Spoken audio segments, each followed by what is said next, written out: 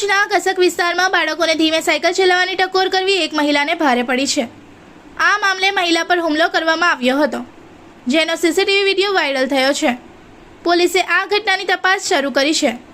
પ્રાપ્ત માહિતી અનુસાર કસક વિસ્તારમાં કેટલાક બાળકો ઝડપી ગતિએ સાયકલ ચલાવી રહ્યા હતા। પોતાના ઘરની બહાર ખુરશીમાં બેઠેલી મહિલાએ તેમને ધીમે સાયકલ ચલાવવા જણાવ્યું હતું। આ ટકોરને કારણે એક વ્યક્તિ સાથે મહિલાની બોલાચાલી થઈ હતી। બોલાચાલી ઉગ્ર બનતા તે વ્યક્તિએ મહિલા સાથે ઝપાઝપી કરી હુમલો કર્યો હોવાના આક્ષેપો છે। ઘટનાની જાણ થતાં આસપાસના લોકો સ્થળ પર દોડી આવ્યા હતા અને મામલો વધુ વણસે તે પહેલા સ્થિતિને કાબૂમાં લેવાનો પ્રયાસ કર્યો હતો।